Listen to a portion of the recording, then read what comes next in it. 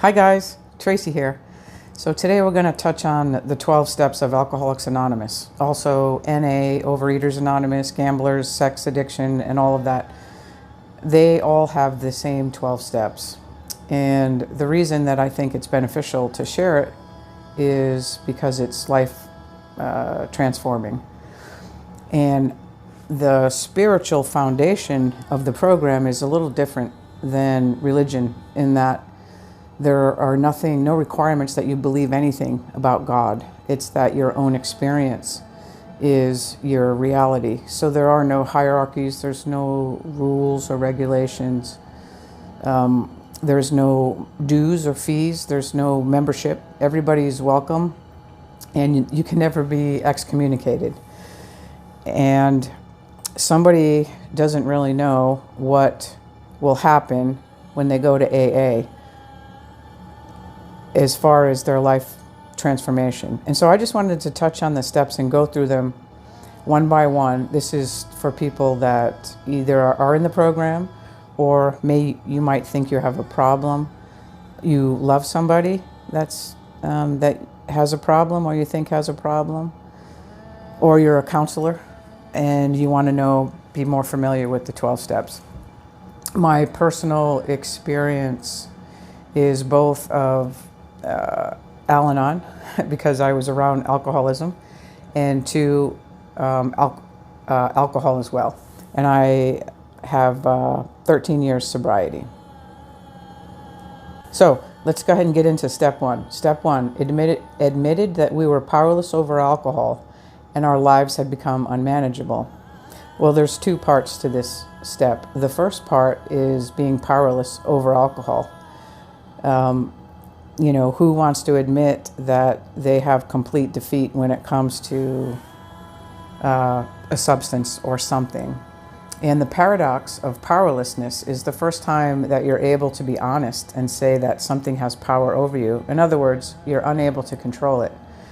And by control, I mean, if you don't have 100% control of your drinking, then you don't have control. It's, delusional to think that if we go out and drink and, 70% of the time it turns out okay, then, we're okay. And so we will be, stuck in that, just being able to take the first step that we're powerless over alcohol. How are we going to know that unless we try to not be? And so sometimes that can take a while. The second part of the first step is that our life has become unmanageable, and what that basically means is we're unable to manage our life. No matter what we try to do, it seems like there's chaos and drama and conflict, and a lot of it's around pain and emotions. We can't handle our own emotions, and we don't see why we should have to, feel them. My spiritual teachers, David Hawkins, did this study on addiction, and he said, and I loved this because it relieved all of the shame around it, is that all addicts and alcoholics and whatever addiction that we have are actually chasing God. And by God, I mean that they are trying to feel good. After you have a buzz and you've had a few drinks and you get to that place that's mellow, alcohol has the capacity to inebriate or put to sleep the lower negative states. Anger, frustration, depression, and all of that. And so what we're actually experiencing is more of our essence or our true self. But the alcoholic will give that, as in alcohol, power. So we deny that we are that it's our essence and that it's out there. And you do that for a long enough time, and the spiral will start to go in a negative direction because you've been lying. Well, according to you, you're telling the truth, but it's really not the truth. Alcohol doesn't have power to create joy. And undoubtedly, we continuously choose that which feels good. Everybody wants to feel good. And there isn't a whole lot of education in our schools about how to tap into that which feels good. So we know that drinking will give us instant gratification, and so we will choose that even if the body starts to fall apart, because it's really hard to give up that buzz, because it's, like I said, chasing God. The experience of that peace, that little bit of peace, even for a couple minutes a day, is better than not having it at all. And so until one's able to, admit that, because there is a better way, but it's not known to the person at that time. Okay, step 2. Came to believe that a power greater than ourselves could restore us to sanity. There's also kind of 2 parts to this step too. Is a power greater than ourselves. This isn't really, this is more of a faith step, in that we believe there might be a power greater than ourselves. We see other people getting sober. We see other people having different lives. We see other people happy. And we really realize that the wreckage of our lives has been leading us on a downward spiral. And so we came to believe that it is possible. So you can see that in step 2, there's an openness of finding out if there is a power greater than ourselves and what that power is. And so we are open. And, being open is the huge open sesame that opens all the doors. If you're closed and you already know, or you've already said that it's hopeless, there's no opening. And so you can't even move forward in the steps. And we see if we go to meetings that other people are sober, and we wonder how it is that they got sober. Sometimes we might think, okay, it's good for them, but that won't work for me. But ultimately, step 2 is, having an openness to find out instead of forming a conclusion right off the bat.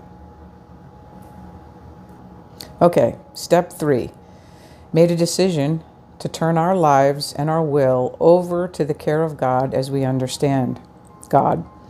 And the best part about this step that I like is because our understanding about God changes. As we come out of black and white thinking or a certain form of religiosity, and how could we have believed in God and not been able to get sober? And so, and how can we make a decision to turn our life and our will over to the care of something that we find punitive or untrustworthy?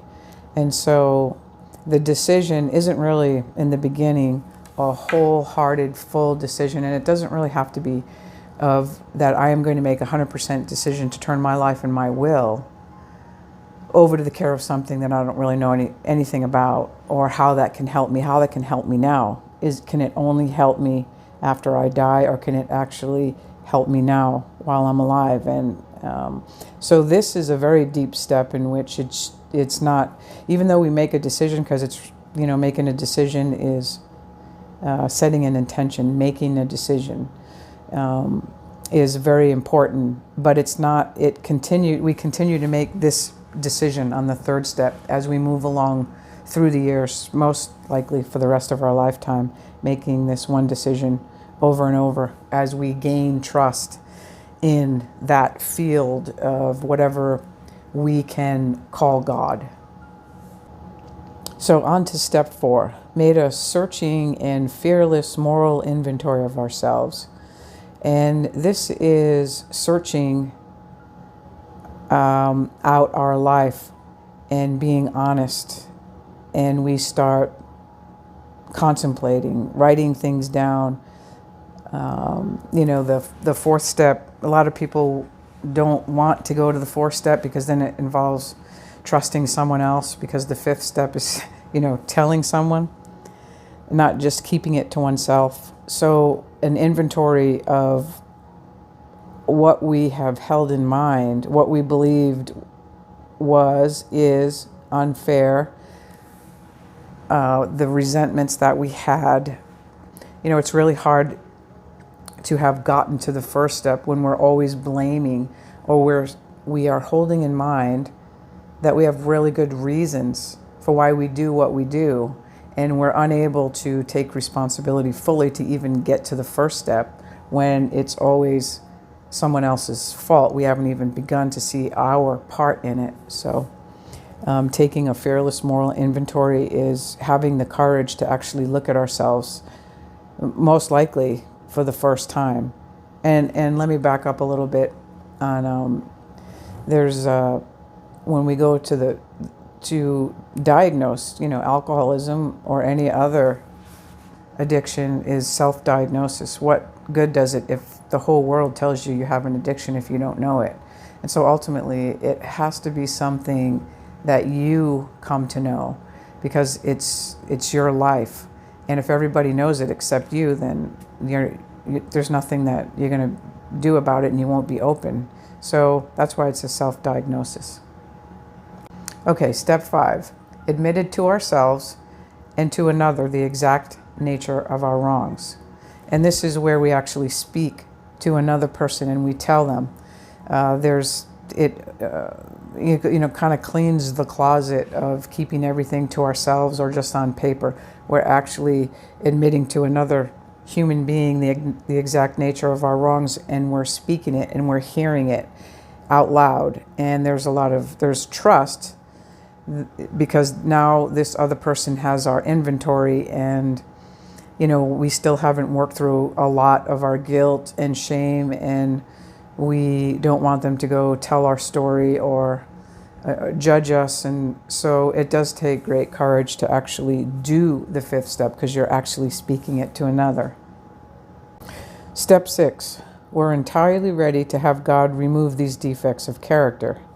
Now, I really love steps 6 and 7. I think they're the powerhouse of the program.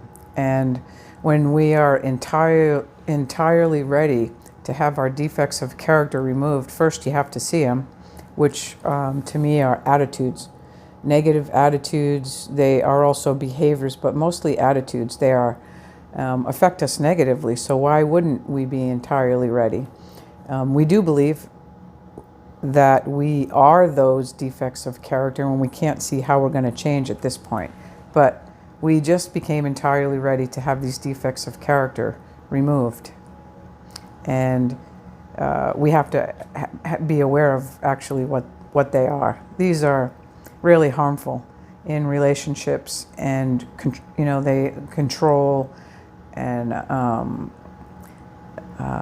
they don't serve us. They're not beneficial. And I love to understand that, so that because when they're gone, you don't have them anymore. Step 7, humbly asked to remove our shortcomings. The word humble is not humiliation. It's a honest asking the higher power that you believe in to remove your shortcomings. It's like saying, like the Saint Francis of Assisi, make me a channel of thy will. I cannot be an instrument of peace and serenity with these character defects and shortcomings. And so you are submitting or surrendering them to the field, whatever your understanding of God, and now it becomes God's problem. You are saying that one, in step 6, you're entirely ready, and in step 7, to go ahead and ask, I understand this is a defect of my character, and to ask them to be removed. And you're doing it with an openness and a humility of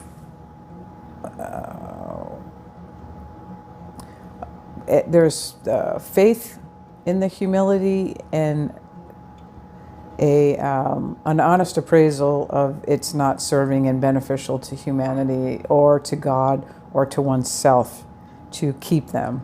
And so humility is, I recognize this isn't beneficial or serving. As a matter of fact, it's the opposite. And so that would be step 7. Step 8, made a list of persons we had harmed and became willing to make amends to them all. And so it's about making a list. But we're back to the writing board, and we're writing about those people that we had harmed through our drinking, through our selfishness, and we want to right this wrong. And the amends also includes ourselves, because we're the ones that drank. We're the ones that experienced this. We sold ourselves out. We, riddled the body with alcohol, drugs, and we suffered. We suffered a lot, and we created havoc in other people's lives, and they worried about us. And so ultimately, this isn't really making amends yet. This is just making a list. This is a harder one of the steps, because a lot of times we'll still hold in mind at the same time that we did something that somebody else did something too.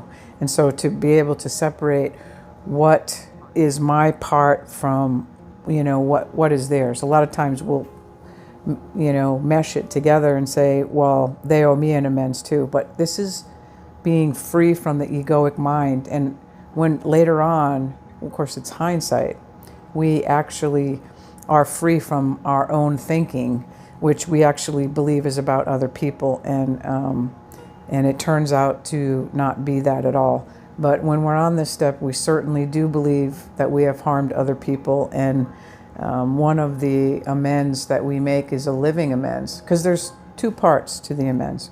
One is to own it, to speak to the other person and let them know that you are in error, that you were wrong. And sometimes people will only get to that first part. The second part of the amends is to not do it again. And in order to not do it again, we have to understand why it happened in the first place. That's what we have to correct. Otherwise, it's just about apologies. And sometimes, especially when people deal with the addict or the alcoholic, they're really sick and tired of hearing the apology. And even though an apology, I'll never drink again, or whatever, came with absolute sincerity, and the person was just unable to honor that agreement, because they were powerless over alcohol. Step 9, may direct amends to such people as possible, except when to do so would injure them or others. A lot of times we'll try to get out of this, use this clause right here, except when to do so would injure others. And, but ultimately, there are this is where having a sponsor comes in handy, because there are times when we are saying things to certain people to make amends only to alleviate our own guilt, and we're not aware of the impact that we have on other people. And so consulting a sponsor when we're actually in step 9 to actually know, are you doing this just to offset your guilt, not realizing how it's impacting others, and for the first time taking other people into consideration, that it's not all about you, it's not all about me, it's that other people can be affected, and yet we don't want to wiggle out of actually making amends, because now we have to come face to face, and we don't know how it's going to go. We don't know, and it's, even though it's not about whether other people forgive us or not, it's about, this is something that we have to do to improve our relationships, and as part as fulfilling our integrity. Even if you feel like it's the only way that you can stay sober, ultimately it's trying to improve our relationships. And how other people respond to that, whether they get angry or they yell back, we don't know how it's going to go. So it really takes a lot of courage to actually go up to somebody and give them an amends. And like I said, there comes a certain time that people will trust in us, given enough time, and will see the change if they're paying attention. If the amends has two parts, not just an apology, but if somebody feels like they were betrayed, and the alcoholic just treated them horrible and went on a drinking spree and harmed their property because they wanted to be with someone else, and the alcoholic couldn't feel that rejection without harming the other person.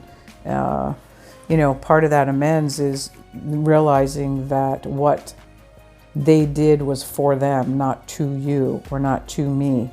and people are free to choose whatever they want. And so all of our sensitivities and our emotional hurts, they are ours to deal with, and not just people in the program, as a race, as a humanity. The people are free to do what they want and be with who they want. And sometimes the act of betrayal, the person that's retaliating against, you did that to me, is actually harming them way more than that person did just by being with someone else. So they did for them what they wanted, and then the person that felt betrayed actually did something to them and some kind of harm. So it's really huge to get to the 9th step, to make amends. And sometimes when we get to the 9th step, we don't always have that awareness. More will be revealed.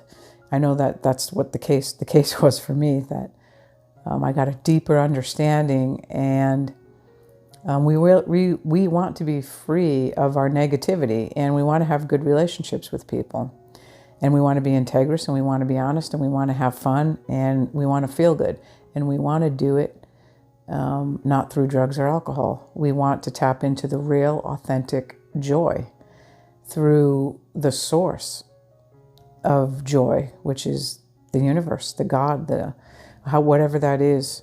That to some people it's not true, and to other people it's absolutely true. And the only way you can find that out is if you have to find it out for yourself. Just believing it isn't going to give you that experience. Step 10, continued to take personal inventory, and when we were wrong, promptly admitted it. And this is on a daily basis. This is something we incorporate into our life.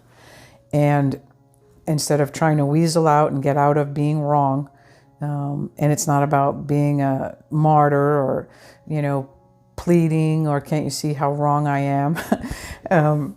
It's about owning up to our own mistakes, to being brave enough to admit that, whether it's bumping into somebody and letting them know, hey, I'm sorry, or being incorrect about information, that we misspoke. We said we thought something was true, and we find out we didn't know that it was true. And looking at our day, going through our day, and seeing how often we were integrous, how often we followed the principles of the program, and where we need to improve. And this is done on a daily basis, and it's really a wonderful, beautiful step to actually be in a place where you can look at it without judging yourself and just making the correction without having to feel bad or summon guilt or any of that. Step 11, sought through prayer and meditation to improve our conscious contact with God as we understood Him. Prayer and meditation, of course, they have their own interpretations. And a meditation would be an attempting to quiet the mind so that you can connect with God. Prayer is, it also has, depending on what you believe prayer means, what it meant in the beginning for me was like a begging and a pleading, please help me, please help me. And then it moved to gratitude, that I have to be in a state of gratitude is to be thankful for everything as it comes up, negative or positive. If it's negative, then you own it and it can be undone and it moves into the positive. If it's positive, great. And always learning, always growing, always understanding. And so whatever we put out comes through our energy, and praying for the highest good, not just for oneself, but for the world, for other people. What is the highest good? Don't really know. But the essence of Source is love, joy, and peace. And to get to a place of serenity where we're offering love, gratitude, thanksgiving, and feeling serenity, which is we're actually feeling the peace of God, which surpasses all understanding. And whatever it takes through prayer and meditation to connect to that experience is the 11th step. Step 12. After having had a spiritual awakening as a result of these steps, we tried to carry this message to other alcoholics and practice these principles in all our affairs. Well, that's a big one. It's a big one because it's a long one and it sums up all the steps. And a spiritual awakening also has interpretations, and usually a spiritual experience, because people will look for the burning bush, and we don't really have a change of psyche through a spiritual experience. We just have a spiritual experience. The change, when we look back and go, wow, I am not the same person, these shifts in our perception are the huge spiritual breakthroughs. And we start to, even if we've gone a year and the only thing that we've noticed about ourselves is, oh my God, I haven't drank, which a person wasn't able to do before. And the principles that we practice in all our affairs are choosing to be kind when people are rude, and to seek an understanding, even during being criticized, condemned, ridiculed, whatever, and constantly doing the 6 and 7, being entirely ready to have the universe or God or source remove these character defects, which we want to create revenge, we want to pay back, we want them to suffer, all of these things that we don't want others to wish for us. Yet we become more and more willing to actually give up. I don't want to be a vengeful person. I don't want other people to suffer pain. I don't even like experiencing pain. And what we tried to carry this message to alcoholics, that we're not, the program isn't about debating. It's not about politics. If you leave your inheritance to Alcoholics Anonymous, they're not going to take your money, because it's not about bribery or blackmail. It's about staying sober and passing this message. That's why I love it. It's the purity of the spiritual foundation of the program isn't involved in hierarchy like the world is, or bribery or blackmail. It doesn't care how much you make or what you do for a living. The primary purpose is to stay sober and not tell people what to do, but to share with them what worked for you, which is truly integrous, because it's the only thing that you know. You can't really share what you believe would be a concept of God or a higher power. You are sharing your experience. Hey, I was miserable, and I created my own misery, and now I'm living in a state of peace. I chose to drink, and now I choose to stay sober.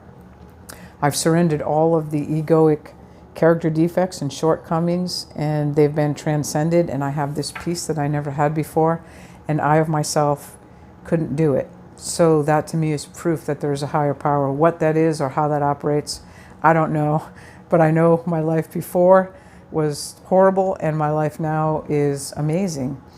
And this is what we share. We share our experience, strength, and hope. And it's a program of attraction rather than promotion. We don't need to proselytize. If people aren't attracted to our joy or the peace that we carry or the truth that we share, we don't need to proselytize or convince them. It's not about that. It's about, people usually want peace. They usually want joy. That's what every human wants. And, drinking, drugging, eating, gambling, although there's a seduction to walking into a casino or whatever, but the seduction to have money and fame or whatever because you think it's going to make you happy, these are all the seductions that we believe, that we're all tempted with. And anyway, so these are the steps. They are amazing. I also do other things. I have other spiritual teachers that I've used. I love to research. I love to understand the human psychology and what we hold in mind and how it creates suffering. And I love to know that when I held something in mind, I suffered. And when I understood it, I didn't suffer.